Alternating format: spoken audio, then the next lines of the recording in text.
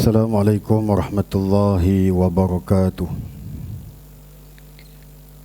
Linabil Karim Al-Fatihah. A'udzu billahi minasyaitonir rajim. Bismillahirrahmanirrahim.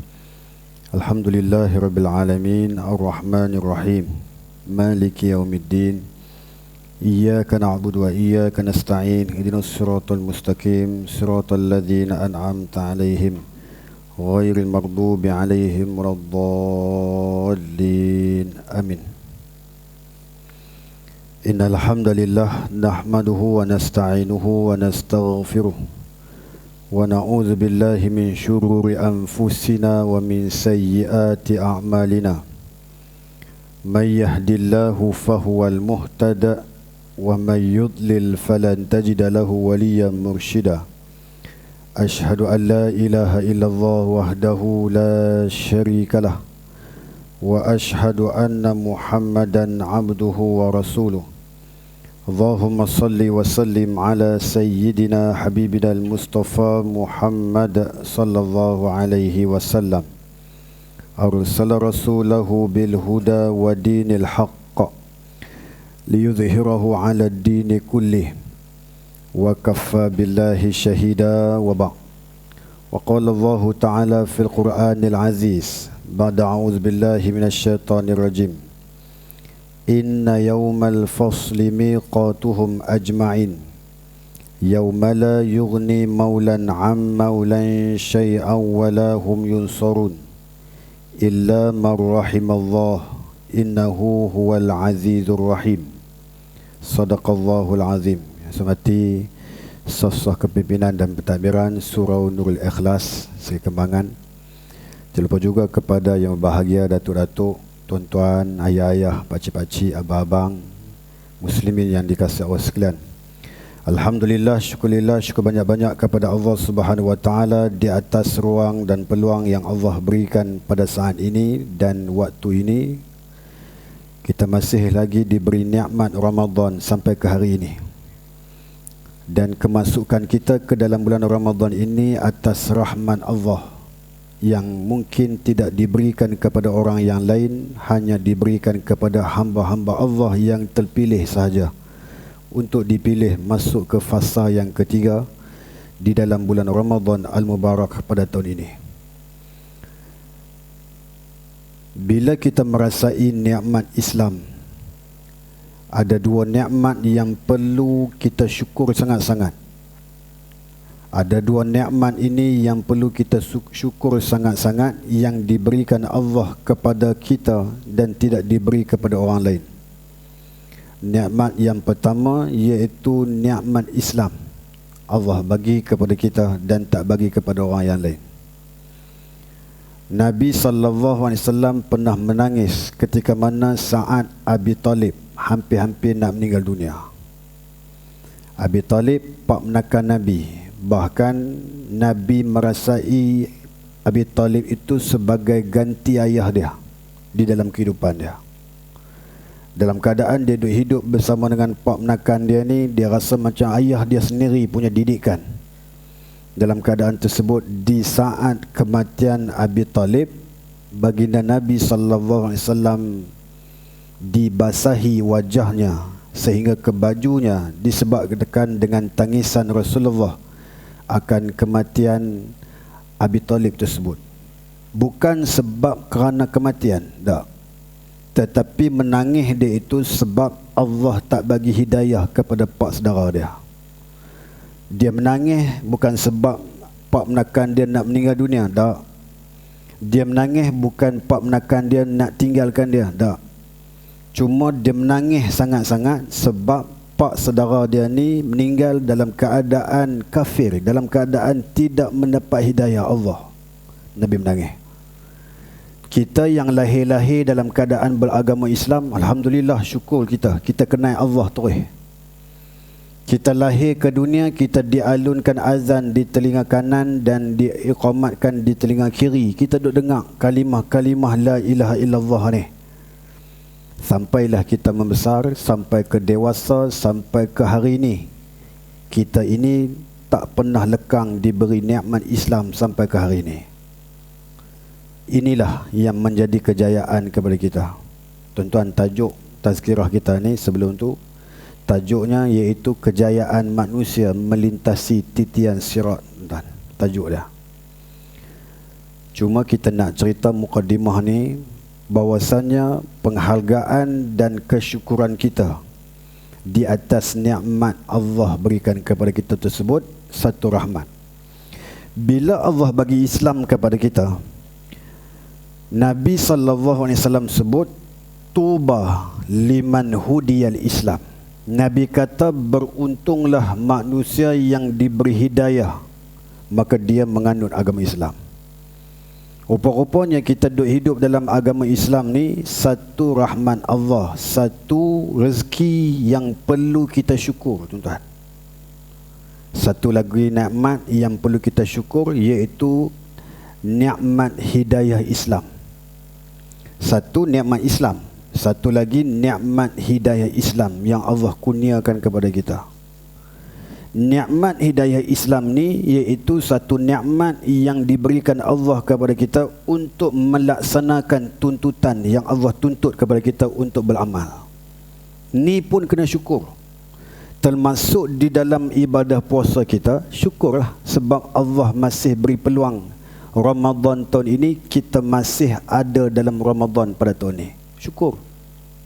Dan boleh jadi ini Ramadan yang terakhir dan tahun depan tak jumpa dah Ramadan ni. Bila dah tak berjumpa dengan Ramadan tahun hadapan yang tak pasti lagi kita nak jumpa ke tak, maka fahamlah kita Ramadan ini perlu dikualitikan dari sudut ibadah dan amal soleh di dalam kehidupan kita sewaktu hidup di dunia ni. Kalaulah kita beranggapan Ramadan tahun depan jumpa lagi Ustaz, kalau jumpa. Kalaulah Ramadan tahun depan kita tahu kata kita ni akan menjumpai lagi, yang Allah akan anugerahkan lagi pada kita, nescaya kita akan senang lenangnya kita di dalam beribadah, sebab kita yakin tahun depan masih ada. Sebab tak tahu tahun depan masih ada ataupun tahun depan sudah tidak ada, bila kita tak tahu semua jawapan ni, maka kita letakkan Ramadan ini adalah Ramadan yang paling terbaik di dalam kita beribadah kepada Allah. Tuan-tuan yang dikasihi sekalian, bila kita dapat nikmat hidayah Allah kepada kita di dalam bulan Ramadan ni, termasuklah kita cerita, dalam bulan Ramadan ni kita sedang membentuk kepribadian kita kepada Allah SWT. Nak jadi apa kita dalam bulan Ramadan ni? Kalau kita nak jadi selepas habis Ramadan ni, kita orang yang rajin baca Quran. Ramadan ni tengok rajin ke tak? Oh, rajin. InsyaAllah habis Ramadan nanti rajin juga. Kalau dalam bulan Ramadan ni rajin lena, tuan-tuan, rajin lena, tidur panjang. Habis Ramadan kuat pula lena dia, tuan. Sebab dibina dan dibentuk bulan Ramadan ni dengan tidur. Kalau bulan Ramadan ni dibentuk dengan perbanyakkan solat, maka habis Ramadan nanti rajinlah kita solat. Kalau di dalam bulan Ramadan ni kita rajin sedekah, habis Ramadan nanti pun kita akan rajin sedekah. Sebab apa jadi begitu, Ustaz? Sebab di dalam bulan Ramadan hati kita itu sudah dibentuk. Tetapi ingat, bila Allah berikan peluang kepada kita untuk melakukan amal soleh, ucaplah syukur kepada Allah. Tambat dan ikat amalan kita itu dengan tahmid, tuan-tuan. Alhamdulillah yang kita ukirkan itu, dia akan menjadi satu ikatan untuk kita terus-menerus melaksanakannya sampai ke akhir hayat. So ucap Alhamdulillah. Kalau tuan-tuan mampu bersedekah dalam bulan Ramadan ni, lah letak duit, Alhamdulillah, lega. Maknanya tuan-tuan sedang ikat amalan tersebut, perbuatan tersebut di dalam kehidupan tuan-tuan yang akan dibawa sampai ke akhir hayat dengan berinfak tersebut. Kalau boleh hadir solat berjemaah, solat tarawih berjemaah di surah Al-Ikhlas ni, surah Nurul Ikhlas ni, dia duk tukar, tuan. Ada satu surah Al-Ikhlas. Banyak surah Al-Ikhlas saya dah mengajar ni, dan semua ikhlas, tuan. Kalau nak kira tentang banyak masjid. Masjid Al-Ikhlas ada, Nurul Ikhlas ada, Al-Ikhlas ada, Ikhlas saja pun ada, tuan-tuan. Semua ikhlas. Tapi surau ni kemas sikit, Nurul Ikhlas. Cahaya keikhlasan. Ni semua orang-orang bercahaya. Cahaya orang yang ikhlas di dalam berbuat amal soleh. Mudah-mudahan begitulah. Amin lah. Susah amin. Jadi tuan-tuan dan puan sekalian, bila Allah jadikan dan izinkan kita buat baik, dapat berpuasa dalam bulan Ramadan, ucap Alhamdulillah. Sebab Alhamdulillah itu kita sebut tadi sebagai ikat kita di dalam beramal soleh. Kena ucap. Para ahli syurga, ketika mana dia masuk syurga, dia ucap apa? Alhamdulillah. Dia ucap Alhamdulillah. Setelah dia makan dengan makanan yang halal, dia pun ucap Alhamdulillah. Rasulullah pun setelah dia berbuat amal soleh, dia ucap Alhamdulillah. Kita pun diajar selepas selesai solat, ucap Alhamdulillah. Cuba dengar Tok Imam baca. Assalamualaikum warahmatullahi. Assalamualaikum warahmatullahi. Tok Imam kata apa?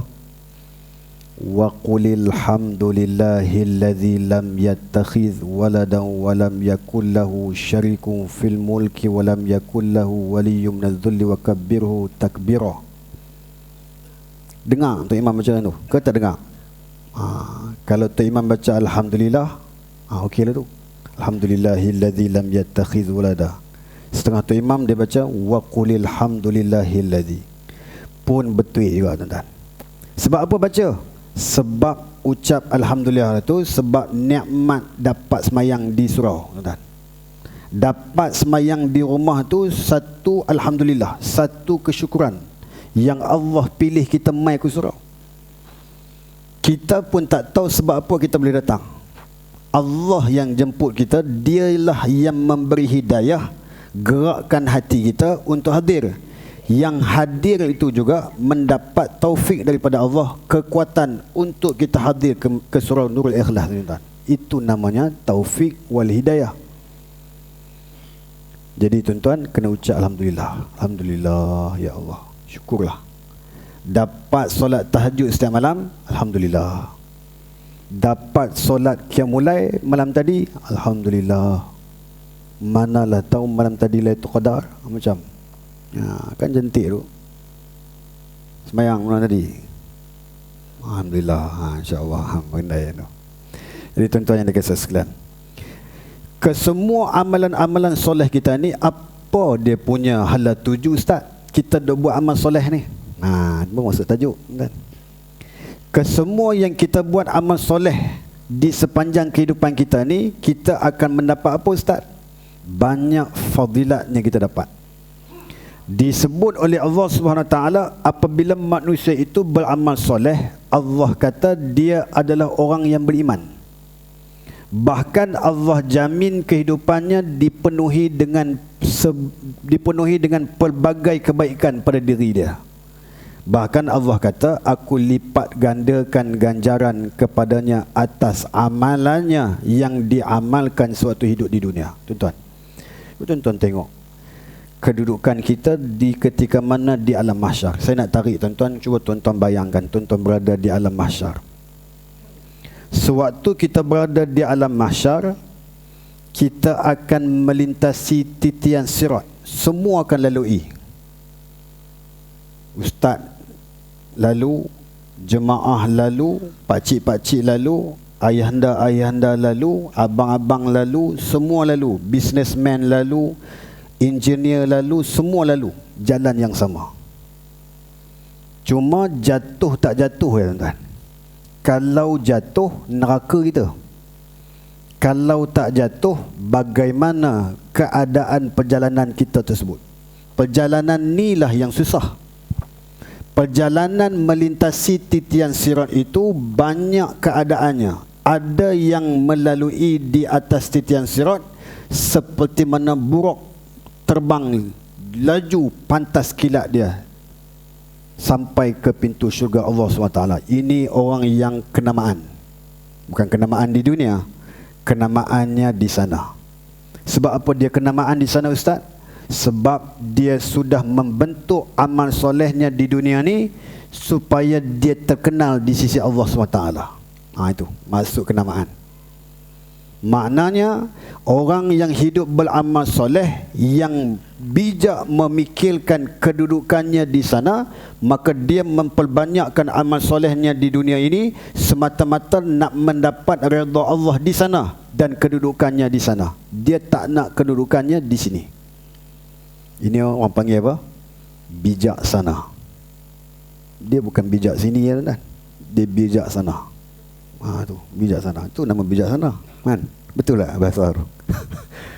Betul tak betul? Kalau betul ya kan? Itu cerita dah. Jadi tuan-tuan yang dikasih sekalian, kalau kita nak menceritakan, cuba tuan-tuan tengok situasi ayat Quran yang saya bacakan tadi. Di sana nanti kata Allah, inna yaumal fasli miqatuhum ajma'in. Ayat 40, ayat 41, ayat 42 surah Ad-Dukhan. Cuba tuan-tuan tengok ayat ni kata apa. Allah kata sesungguhnya hari pemutusan hukum untuk memberi balasan ialah masa untuk mereka semua berhimpun. Nanti miqatuhum ajma'in. Allah kata, miqat apa miqat? Tempat berkumpul tuan-tuan. Dia panggil assembly area tuan-tuan. Tu betul. Tu askar dia tahu tuan-tuan. Assembly area ni tempat manusia berkumpul, semua orang berkumpul. Di situ ada semua. Ada pak haji, ada bukan pak haji, ada orang perempuan, ada orang soleh, ada orang yang tak soleh, ada kaki lumba haram, ada kaki minum arak, ada kaki main judi, ada kaki tak puasa, ada kaki puasa 6, ada kaki sembahyang tarawih 8, ada kaki sembahyang tarawih 20, semua ada. Sebut semua tuan-tuan. Biar semua kenal. Betul kan tuan? Semua ada. Nak cerita semua ada tu maknanya semua jenis perangai manusia ada kat situ. Allah kata waktu hari itu yauma la yughni maulan am maulan syai'an wa lahum yunsarun. Hari itu seseorang kerabat atau sahabat karib tidak dapat memberikan sebarang pelindungan kepada seseorang kawannya ataupun kerabatnya, dan mereka pula tidak akan diberikan pertolongan untuk menghapuskan azab Allah ketika itu. Tak ada siapa boleh tolong. Tuan-tuan nak cari siapa? Nak carilah Ustaz, nak cari orang yang boleh tolong kita ni. Tak boleh. Allah kata now tak ada siapa-siapa boleh tolong hang. Hari ini hang sendiri bawa bekalan sendiri. Macam kita nak balik kampung kan? Kita nak balik kampung minggu depan, balik kampung. Kan nak balik dah besok. Awal balik. Lari pada jam tuan. Balik Kelantan 48 jam tuan. Mampus tuan. Minyak tu buat siap-siap lah. Botong satu lagi. Tong dah penuh dah, tank dah penuh dah. Beli tank satu lagi. Botol tu penuh tu. Takut tak cukup minyak. Balik kampung, adakah kita nak bawa balik semua yang ada dalam rumah kita tu? Nak balik semua? Kan nak bawa yang perlu-perlu saja. Perlu-perlu saja kan jawapannya. Tak ada bawa balik motor buah dalam tu? Tak ada. Ada. Naik kereta nak bawa balik apa? Bawa beg. Beg dalam beg tu ada apa? Cuba tengok. Contoh. Kita buat perumpamaan.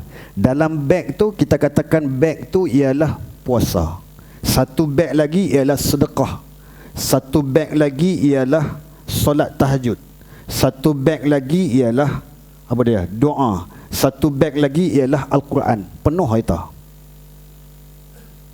Bila sampai semua destinasi di sana nanti di alam mahsyar, agak-agak semua beg-beg itu ada keperluan tak di sana? Sangat-sangat ada keperluan di sana. Sebab apa cakap macam tu? Sebab orang bijak. Dia memikirkan supaya di sana ada bekalan dia. Sebab apa dia perlu bekalan? Sebab di sana dia tak boleh minta bantuan siapa-siapa, dia tak boleh cari bantuan siapa-siapa, bahkan Allah tak izin dia nak pergi cari siapa nak boleh bantu dia. Tak boleh, Allah kata. Ni Quran kata ni. Yauma la yughni maulan am maulan syai'an wala hum yunsarun. Tak ada siapa-siapa hang boleh minta tolong dengan adik-beradik hang ke, kawan baik hang ke, yang duk main masjid sekali dengan hang ke, yang duk duduk sebelah hang ke di dalam majlis ilmu hari ini ke, tak ada siapa boleh tolong. Allah kata apa? Illa marrahimallah. Allah kata, kecuali dengan rahmat aku. Wala innallaha innahu huwal azizur rahim. Dan Allah kata sesungguhnya Allah jualah yang maha kuasa lagi maha mengasihani. Dia sahaja yang boleh membantu kita. Maknanya apa? Talian hayat semua tidak ada kecuali Allah yang maha esa. Nak cerita apa ayat ni pada kita? Ayat ni cerita kepada kita di dunia ni buat sesuatu amalan kerana seorang tu je, kerana Allah saja, jangan kerana siapa-siapa. Jangan kerana Nabi, jangan. Dia manusia juga. Buat sesuatu amalan kerana Allah, jangan kerana sahabat Nabi, jangan kerana Nabi, jangan kerana siapa-siapa. Buat kerana Allah. Sebab dia sahajalah yang boleh memberi rahmat kepada kita. Manusia seorang pun tak boleh memberi rahmat kepada kita. Tak boleh.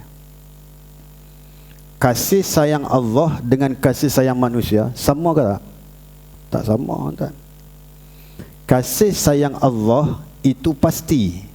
Kasih sayang manusia itu belum pasti dan selalu dikhianati. Kasih sayang Allah dan janji Allah itu pasti. Kasih sayang manusia dan janji manusia itu belum pasti. Itulah perbezaan di antara khaliq dan makhluk yang ada di dunia ni, tuan-tuan. Sebab itu, tuan-tuan, manusia yang berjaya melintasi titian sirat itu siapa? Manusia yang berjaya melalui titian sirat itu, mari kita tengok. Saya cerita ni, tuan-tuan. Tuan-tuan buka mata, tuan-tuan. Nak tidur. Tuan-tuan nak tidur ah. Tuan-tuan nak tidur, sila tidur, tuan-tuan. Nanti bila dah bangkit di alam mahsyar, jangan salahkan saya.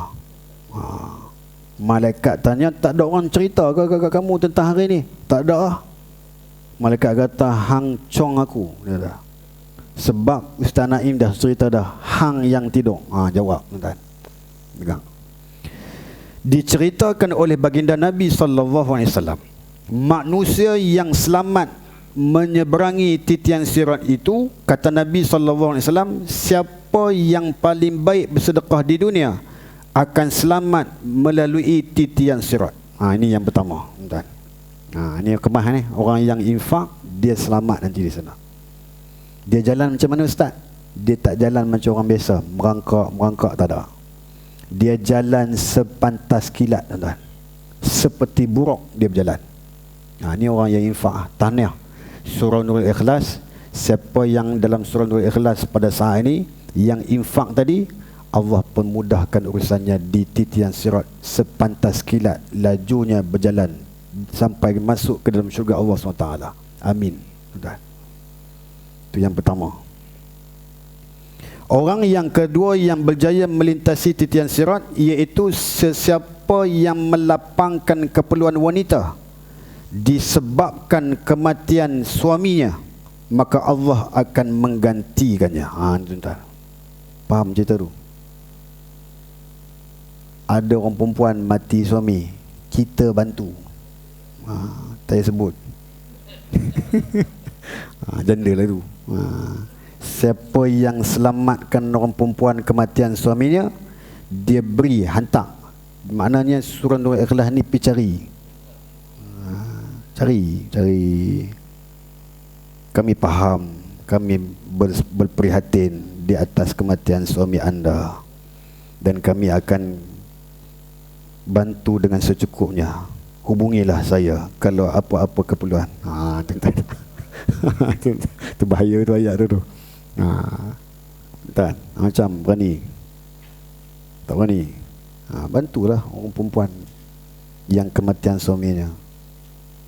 Kalau tak nak secara indirect, cara lain, tuan-tuan, minta nombor akaun saja, tak payah jumpa-jumpa lah. Nombor akaun, masuklah akaun.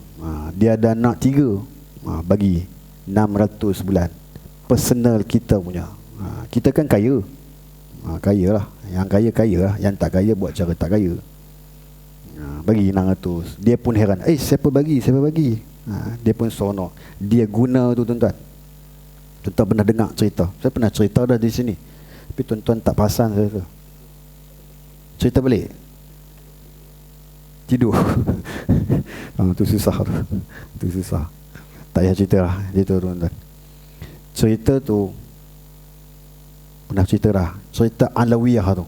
Cerita keturunan Sayyidina Ali yang kematian suami dia tu. Bila dia kematian suami dia, dia bawa anak dia pergi merantau keluar daripada Madinah. Dia pergi duduk ke satu negeri. Sampai di satu tempat bersama dengan 2 orang anak perempuan dia, seorang janda ni. Lalu anak dia lapak, dan anak dia lapak, 2 orang perempuan tu lapak. Dia kata, mak lapak, haus, dia kata. Mak dia kata, besok pagi kita cari makan. Keluarlah mak ni dengan anak-anak dia 2 orang tersebut. Sampai di rumah Gubernur Islam, minta bantuan. Assalamualaikum Gubernur, tanya sikit.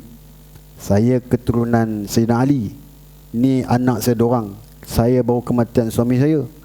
Minta bantuan sikit boleh? Anak saya lapar. Apa kata Gubernur Islam tu? Buktikan bahawasanya kau betul-betul keturunan Sayyidina Ali. Tunjuk bukti. Tunjuk bukti macam mana? Mana ada IC dan bantu tuan-tuan. Lalu Gubernur tu kata apa? Aku tak dapat bantu kamu. Tak dapat bantu. Dia pun kecewa. Dia kata apa? Tak apa, kita pergi Gubernur non-Muslim. Pergi rumah wakil rakyat non-Muslim. Tolong, saya kematian suami saya. Ini anak saya 2 orang perempuan. Saya ni keturunan Sayyidina Ali. Saya Alawiyah. Dia kata. Dia tak tanya pun. Non-Muslim ni tak tanya pun. Minta bukti. Dia kata tak apa, masuk rumah aku, kau boleh dapat makanan, kau boleh dapat pakaian, bahkan kau dapat menginap di rumah aku ni. Tidurlah di sini. Ni tuan-tuan baik. Bila tidur malam tu Gubernur non-Muslim ni dia bermimpi Allah sediakan mahligai yang indah kepada dia di syurga Allah. Maka dia pun masuk Islam, tuan. Yang Muslim tadi punya Gubernur mimpi juga. Dia dapat tengok saja, tetapi dia tak dapat hampir. Lalu bila dia nak hampir, Allah larang dia. Allah kata apa? Jangan kau hampir. Ini khas untuk orang yang menjaga seorang perempuan yang kematian suaminya dan anak-anak yatim yang dijaga dan dipelihara. Lalu dia pun terjaga daripada tidur. Dia pergi cari perempuan tadi dengan anak-anak tu. Cari, jumpa tuan-tuan. Jumpa, lalu dia kata kepada Gubernur yang baru masuk Islam tu, dia kata apa? Bagi kepada aku perempuan tersebut dan anak-anak dia. Aku nak ambil, aku nak jaga. Sebab aku nampak Allah sediakan ganjaran yang hebat kepada siapa yang menjaga kemaslahatan perempuan ni dan anak-anak dia. Aku nak. Jawab kawan dia kata apa? Aku tidak akan bagi walaupun kau memberi beberapa ribu dinar sekalipun untuk mendapatkannya. Aku tidak akan memberimu sebab aku sudah Muslim disebabkan dengan aku menjaga mereka ini. Tuan, cerita ini disebut di dalam kitab apa? Kitab Al-Kabair karangan Imam Az-Zahabi, tuan-tuan. Jadi tuan-tuan kena jaga kemaslahatan orang perempuan yang kematian suaminya. Jagalah. Kalau kita tak boleh jaga, so isteri kita tolong sampaikan. Yang sampaikan ke kakak tu, kata I bagi. Susah tuan-tuan tu, susah. Sensitivity yang memang bahaya lah ni. Takut. Saya takut lah. Tuan-tuan berani? Takut juga. Takut, tak ada apa. Habis full stop kat situ. Tak payah cerita. Jadi tuan-tuan, ini yang disebut siapa yang menjaga kemaslahatan orang perempuan yang meninggal suaminya, dia berjaya melintasi titian sirat tersebut. Ini tuan-tuan, ni hadis Nabi ni. Sallallahu alaihi wasallam. Kemudian kata Nabi sallallahu alaihi wasallam, Nabi kata, ini disebut daripada Ja'far, Abu Ja'far yakani, dia kata, aku bermimpi seolah-olah berdiri di atas jabatan neraka dan aku melihat perkara besar yang menakutkan. Aku berfikir untuk menyeberanginya. Tiba-tiba dari belakangku ada berkata, wahai hamba Allah, tinggalkan bawaanmu dan menyeberanglah. Aku bertanya, apa bawaanku itu? Dikatakan, tinggalkan dunia dan seberanglah dia. Maknanya apa? Orang yang berjaya membuang dunia daripada hatinya, maka dia dapat menyeberangi titian sirat dengan berjaya sekali, tuan-tuan. Itu susah tu. Buang dunia daripada hati. Macam berani? Tak boleh, kan? Tak berani. Sebab apa? Takut fakir, takut macam-macam, takut miskin, takut papa kedana, takut tak ada benda, takut tak ada harta, takut malu ke orang, macam-macam. Sebab tu dunia ni kalau manusia boleh tak ada dalam hatinya, berjaya dia. Dunia ni sampai tangan je, tuan. Dunia ni kalau boleh kat tangan je. Dapat dunia, jangan simpan sampai ke hati. Letak ke hati, habis. Sebab tu baginda Nabi SAW ajar kita supaya jangan letakkan dunia di hatimu. Sepatutnya di tangan saja. Macam tu. Tapi susah, kan? Susah ke senang? Susah. Senyap semua. Kenapa? Senyap semua. Khusyuk. Khusyuk, takut kan? Saya takut ni. Cerita bab ni saya takut. Sebab kita sedang berjalan di atas dunia Allah ni, yang banyak ujian kepada kita sekalian. Kemudian bahkan dikatakan pula oleh Abu Bakar Khalifah Al-Haris dan Khalifah daripada Amr bin Jaril, daripada Ismail bin Abu Khalid, daripada Qais bin Hazim. Dia berkata, aku mendengar Abu Darda berkata kepada anaknya. Cuba tuan-tuan dengar Abu Darda. Kenal Abu Darda? Kita dah pernah cerita dah di surau ni, tuan-tuan. Abu Darda ni seorang yang millionaire, kaya dah. Sebelum dia masuk Islam, dia bina berhala di dalam bilik rumah dia. Saya pernah cerita dah. Dia bina berhala, kemudian dia sembah. Hari-hari dia sembah. Sembah. Datang Abdullah bin Rawahah, hempuk dia punya berhala tu. Dia tengok saja, dia tak buat apa-apa. Dia tergamam. Dia kata, Tuhan apa macam ni? Orang katok kepala dia pun dia tak boleh balas balik. Aku minta dekat dia selamat hari-hari untuk selamatkan aku. Diri dia pun tak selamat. Jenis Tuhan apa macam ni? Dia pun tergamam. Lalu bila dia tergamam, tengok orang pecah-pecahkan berhala dia, dia pun insaf. Dia pesan ke bini dia, kau tengok Tuhan kita yang kita duk sembah ni, diri dia pun tak reti protect. Jomlah kita pergi cari Rasulullah, kita masuk Islam. Masuk Islam dah. Laki bini ni masuk Islam. Bila sampai di hadapan Nabi SAW, Abdullah bin Rawahah kecut dah, takut. Dia kata, habis lah, dia main nak mengamuk kat aku ni sebab aku pergi pecahkan berhala dah. Takutlah aku macam ni. Takut. Tahu pun takut, pergi buat apa-apa. Abdullah bin Rawahah bisik ke telinga Nabi, wahai Rasulullah, ni Abu Darda dan bini dia datang ni, dia nak balas dendam kat aku sebab aku pergi hantar berhala dia ni. Rasulullah tengok dari jauh. Rasulullah kata, tak, innama ja'a Abu Darda li yuslim. Abu Darda ni dia main sebab dia nak masuk Islam. Dia bukan nak mengamuk dekat hang balik. Tak. Dia main ni sebab dia nak masuk Islam, sebab Allah dah bagi hidayah kepada dia. Cuba tuan-tuan tengok bila dia dapat hidayah. Bila dia dapat hidayah, dia putar hidup dia 360 darjah pusing. Daripada kafir yang begitu setia dengan ajaran berhala dia tersebut, dia jadi orang Islam sepenuhnya. Dan dia tinggal kekayaan dia tu, dia pergi buat rumah baru, rumah kecil, rumah pondok, dia duduk di situ beribadah dan habiskan masa semata-mata untuk beribadah, nak cover balik umur dia yang banyak menghabiskan masa kepada berhala, mensyirikkan Allah di waktu zaman dia kafir. Mai ke zaman Abu Bakar, cari dia, cari-cari, tengok-tengok, penuh dengan kusut masai badan dia, dengan perwatakan dia yang cukup menyedihkan manusia yang memandang. Orang tanya dia, wahai Abu Darda, awak yang merempat hidup macam ni, hang dulu kan bukan orang yang kenamaan ke? Hang dulu kan bukan orang jutawan ke? Hang dulu kan bukan jenis orang yang dermawan ke? Hari ni pasal duk hidup dalam ni? Dia kata apa?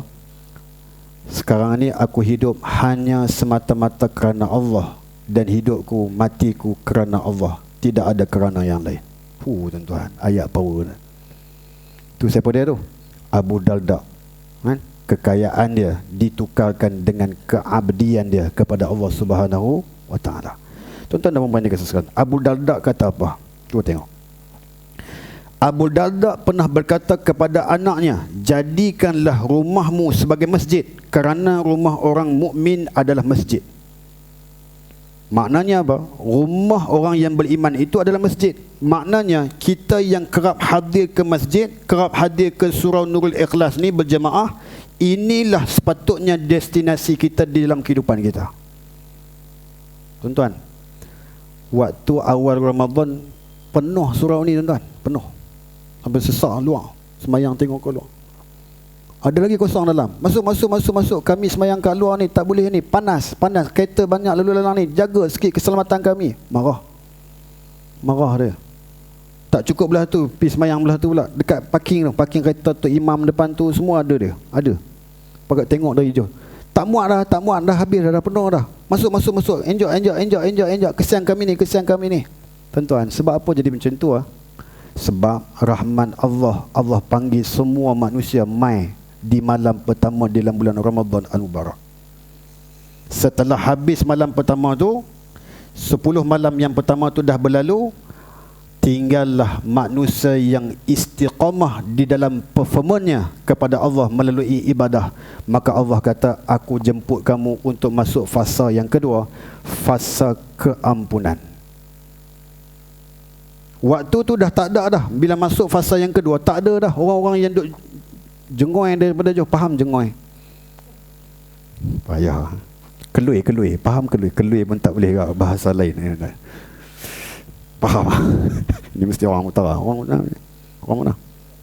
Kedah. Iyan, orang sekolah saya. Saya sekolah Bukit Besar, Kedah. Kita orang Kedah, jaga elok bahasa itu. Bahasa orang Kedah ni orang marah bahasa orang Kedah. Orang kata orang Kedah ni kasar bahasa. Mana kasar? Memang bahasa dia macam tu. Yang lebih kasar Melaka, kasar lagi. Jumpa lah habau terus, kan? Kami orang utara jumpa tak maki hamun dia dulu, tuan-tuan. Dan tu ceritanya. Tuan-tuan, kat mana dia cerita dia? Lupa. Mana? Bukanlah habau tu. Ya ilah apa ni. Tu ingatlah habau tu.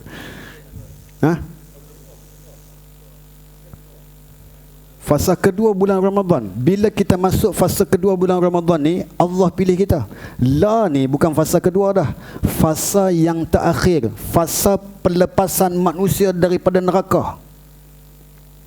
Allah nak pilih dalam ramai-ramai semua yang duk istiqamah lagi daripada malam pertama, malam ke-15, malam ke-20, malam ke-22, malam ke-23, yang masih duk main lagi surau berjemaah solat tarawih. Walaupun 8 rakaat, walaupun 20 rakaat, dia duk stay lagi, maintain lagi. Walaupun lutut dia bergerak, dia tunggu juga di masjid ni, tuan-tuan, di surau ni. Inilah manusia yang Allah nak pilih untuk dilepaskan daripada neraka Allah Subhanahu Wa Taala. Tuan-tuan, kalau kita tahu nama kita sedang termasuk dalam senarai pendek ahli neraka, apa nasib kita, tuan-tuan? Tiba-tiba Allah kata, ni, Allah keluarkan senarai nama ahli neraka di langit. Kamu bakal tengok, oi, nama aku ranking top 10. Tuan-tuan nak kata apa? Pening kepala aku ni. Macam mana ni? Baru nak cari surau, tuan-tuan. Baru nak bayar zakat fitrah. Zakat fitrah tak bayar ni, macam mana ni? Sebab tak bayar zakat fitrah kot, nama duk masuk dalam senarai ahli neraka ni. Kita cari punca mana ni yang boleh menjadi penyebab kita masuk dalam senarai ahli neraka ni. Kita cari punca. Last kali kita cari apa? Kita cari Allah untuk menerima taubat kita. Sebab itu tuan-tuan, sewaktu kita hidup di dunia ni tuan-tuan, carilah rumah Allah untuk kita mengimarahkan rumah Allah, supaya kita tingkatkan kualiti ketakwaan kita kepada Allah Subhanahu wa taala. Jadi tuan-tuan dan perempuan, tuan-tuan yang dikasih sekalian, tuan-tuan dan perempuan tu, sebab perempuan sedang duk tengok live di dalam Google Meet ni kan. Sebab tu saya sebut tuan-tuan dan perempuan. So tuan-tuan tak boleh duk tengok kiri kanan. Tengok kiri kanan mesti apa? Kan? Tengok kiri kanan, ada orang perempuan hadir ke? Ada orang perempuan hadir ke? Ke ustaz salah? Tak salah. Sebab tengah duk tengok online ni, ada orang perempuan makcik-makcik yang ada di rumah tu tuan-tuan. Termasuk bini aku tuan-tuan. Bini pun dengar kan? Tadi duk sebut janda ni mampu balik kan? Tuan-tuan dan puan-puan sekalian, itu saja pada petang ni. Mudah-mudahan Allah ampun dosa kita insya-Allah. Jom kita baca doa. Auzubillahi minasyaitonirrajim. Bismillahirrahmanirrahim. Alhamdulillahirabbil alamin wassalatu wassalamu ala asyrafil anbiya'i wal mursalin wa ala alihi wasahbihi ajmain. Wahai Allah, Kau persaksikanlah pertemuan kami di saat ini.